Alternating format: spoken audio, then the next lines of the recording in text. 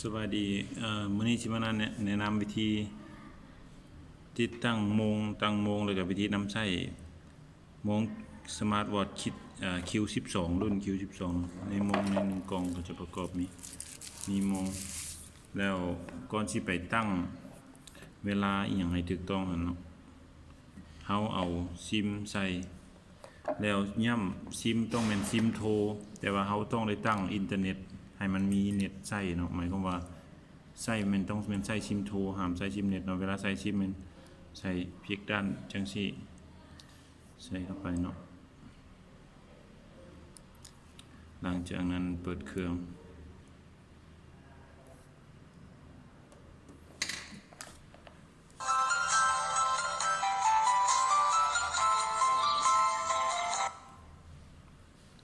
วิธีติดตั้งมันเฮาต้องเข้าไป App Store เพื่อดาวน์โหลดแ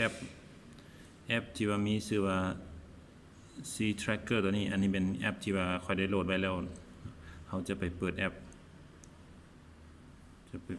แล้วแอปขึ้นมาจะมีหน้าตาแบบนี้เนาะจะมีหลายภาษาให้เลือกอยู่จุดนี้เนาะหลังจากนั้นเฮากดไปที่ลงทะเบียน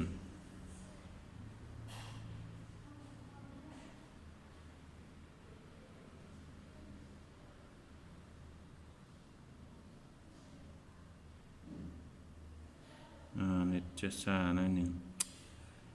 ก็รู้สึกว่าเน็ตค่อนข้างจะช้าโอเคลงทะเบียนแล้วมันจะมีเห็นรหัสอันนี้หลังจากนั้นเราจะต้องใส่ Gmail เพื่อเป็นรหัส Gmail ตัวนี้ใส่ Gmail แบบใดก็ได้เนาะแต่ว่า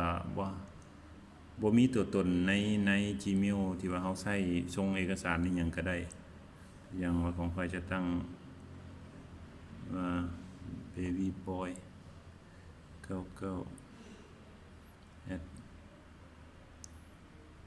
เราจะตั้งเอา Gmail แบบใดก็ได้เนาะ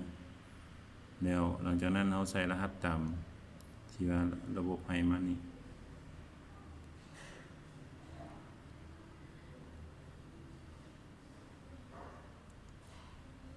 หลังจากนั้นเราก็จะไปตั้งที่รหัส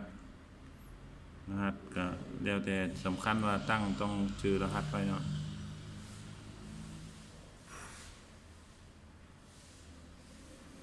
หลังจากตั้งรหัสแล้วเราลองเบิ่งว่ายืนยันการลงทะเบียนผ่านได้แบบนี้แสดงว่าสามารถตั้งได้หลังจากนั้นเราก็รวม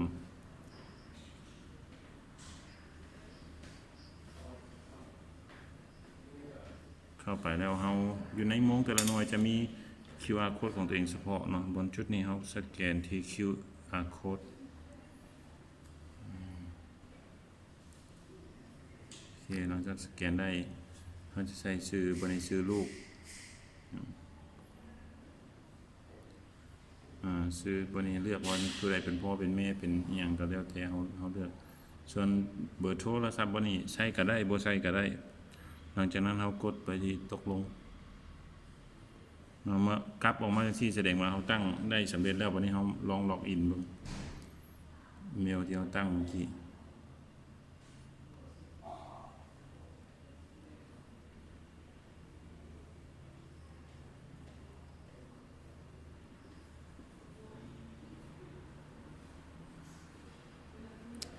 เราจะมาล็อกอินเบิ่ง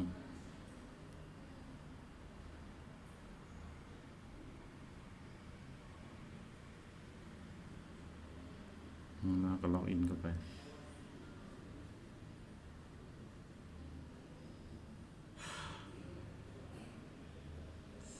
อาจจะช้าได้น้อยนึง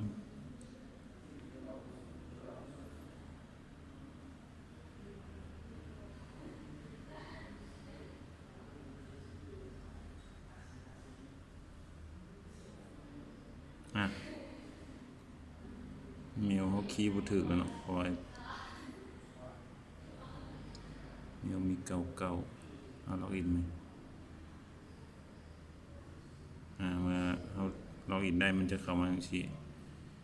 อันนี้เราเลสเตอร์เนาะแสดงว่านี่เข้ามาได้แล้วนี่เรามาสังเกตเบิ่งที่โมงของเรา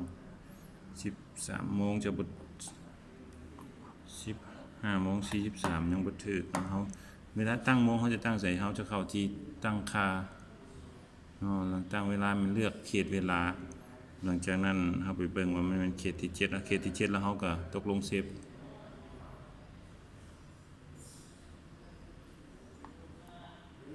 เนาะบางทีมัน15 โมงเดี๋ยวนี้เป็น14 โมงแล้วแสดงว่าโมงนี้เฮาถึกแล้วเนาะ2 โมง43 14 โมง43นะโอเคมันจะถึกหลังจากตั้งวงได้แล้วอันนี้แม่นการตั้งวงเนาะส่วนว่าการส่งข้อความเสียงเขาจะเข้าอยู่บนนี้เนาะเราตัวอย่างเขาจะกดส่งหาลูกอยู่ไสลูกอยู่ไส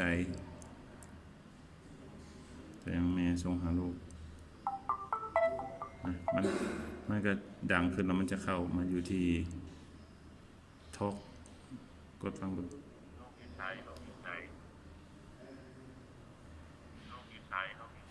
โอเคเนาะอันนี้เป็นการส่งตัวเสียงเวลาอยากส่งเสียงเกินกับโทรศัพท์ก็กดข้างอยู่นี่ลูกอยู่ห้องเรียน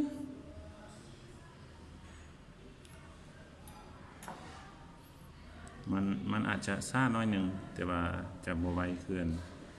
แอปที่ว่าเราใช้ทุกมื้อปัจจุบันปานใดเนาะแล้วสำหรับข้อความเสียงมาระบบ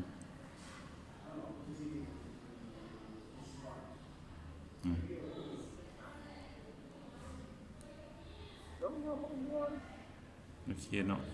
อันนี้เป็นการส่งข้อความเสียงส่วนการแผนที่ GPS เขาจะเข้าจุดนี้เราจะเห็นว่าลูกของเจ้าอยู่ไสเน็ตจะช้าหน่อยนึงขออภัยเนาะเน็ตเราจะช้าหน่อยนึง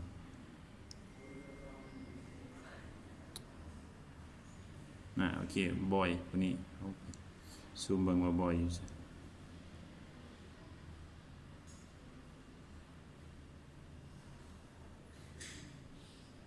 รีเซ็ตกันใหม่นิดนึงก่อนโอเค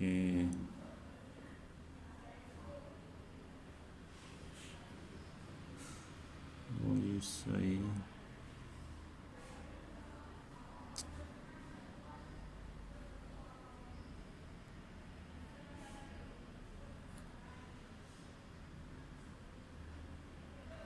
เน็ตเขาจะซ่าหน่อยหนึ่งเนาะคันว่าเน็ตไวมันก็จะระบุว่าอันนี้บอกว่า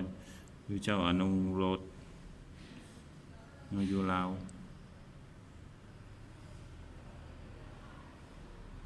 อันนี้เป็นสำหรับวิธีเข้า GPS